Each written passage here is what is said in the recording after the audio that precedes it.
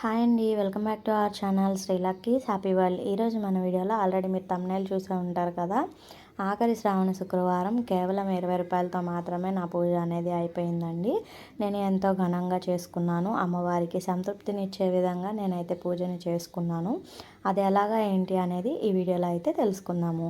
నేనైతే ఈ వారం మొదటి 2 వారాలు వచ్చేసి నేను అమ్మవారిని పెట్టుకొని పూజ అనేది చేసుకున్నాను. ముత్తైదులను పిలిచి ఫస్ట్ వారం వాయనం ఇచ్చి, రెండవసారి ఏమో నేను పూజ అనేది తాంబూలం అనేది ఇచ్చి చేసుకున్నాను అనమాట. మొదటి 2 వారాలు మన ఛానల్లో ఉంటాయి. ఎవరైనా చూడాలనుకుంటే వెళ్ళి ఛానల్లో అయితే ఒకసారి చెక్ చేయండి. అలానే ఇప్పుడు 3వ శుక్రవారం, అంటే 4 శుక్రవారాలు కదా అని మీకు డౌట్ రావచ్చు. మొదటి శ్రావణ శుక్రవారం నాకు ఆటంకం వచ్చిందనమాట. 2వ శ్రావణ శుక్రవారం, 3, 4వ శుక్రవారం అనమాట. మొత్తం నేను 3 వారాలు అయితే ఈ నెలలో చేసుకోగలిగాను. ఇక్కడ వచ్చేసి నాకు మీకు కంటిన్యూగా చూపించడానికి అయితే నాకు పూజ మందిరంలో చేసుకున్నాను కదండి, అక్కడ స్పేస్ అయితే ఉండదు. అందుకని చెప్పని నేను ఈ విధంగా పూజకు ముందు కొంత, అలానే పూజ అయిపోయిన తర్వాత మిగిలిన దాన్ని అది వీడియో షూట్ చేశాను అనమాట.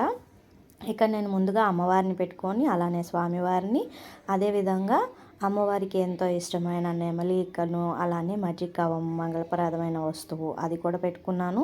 అదేవిధంగా గౌరమ్మ సెట్ని కూడా నేను ఈ పూజలో అనేది పెట్టుకున్నాను అనమాట. నాకు పక్కనే వెంకటేశ్వర స్వామి, దుర్గమ్మ, అలానే శివయ్య కూడా ఉంటారండి. ఇంకా పైన కూడా ఇంకా చాలా నాకు ఫొటోస్ అనేవి పైన ఉంటాయి. ఇది కింద అల్మార అనమాట. కింద ఈ విధంగా నేను సెట్ చేసుకొని అమ్మవారికి పూజన అనేది చేసుకుంటున్నాను. కేవలం 20 రూపాయలతో ఏంటి అనే కదండి మీ డౌట్. కేవలం 20 రూపాయలు ఎందుకు అయింది అంటే, నేను ఈ శ్రావణ మాసం అనేది స్టార్ట్ అయినప్పుడు మనం సరుకులన్నీ తెచ్చుకుంటాం కదండి. అలానే అమ్మవారికి పూజ సామాగ్రి మొత్తం అన్నీ తెచ్చుకుంటాం కదా పూజ కోసం అని చెప్పని, అవన్నీ ఉంటాయి ఇంట్లోనే. అలానే నేను వరలక్ష్మి వ్రతం రోజు అమ్మవారికి కావాల్సిన పదార్థాల కోసమని సరుకులన్నీ తెచ్చుకున్నాం కదా, అవి డైలీ మన అందరి ఇళ్లలో ఉండేవేనండి. నెలవారీ బడ్జెట్లో ప్రతి ఇంట్లోనే అవన్నీ ఉంటాయి. కాబట్టి నేను ఈ శ్రావణ మాసం అనేటప్పటికి కొంచెం మనం ఇంకా ఎక్కువగా కేర్ తీసుకొని ఉంటాం కాబట్టి మనం జాగ్రత్తగా ఉంచుకుంటాము. ప్రతి ఇంట్లో పూజ చేసే ఇంట్లో అయితే కంపల్సరీ కొంచెం పక్కన అయితే స్టోర్ చేసుకొని ఉంచుకుంటారు దేవుళ్ళ కోసమని.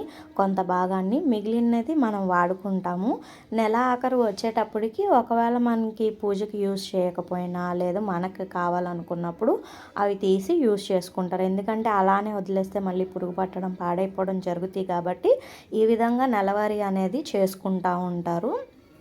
ఇక్కడ నాకు ఖర్చు అయింది ఏంటి 20 రూపాయలు అంటే, కేవలం పూలకు మాత్రమే ఖర్చు అయిందండి.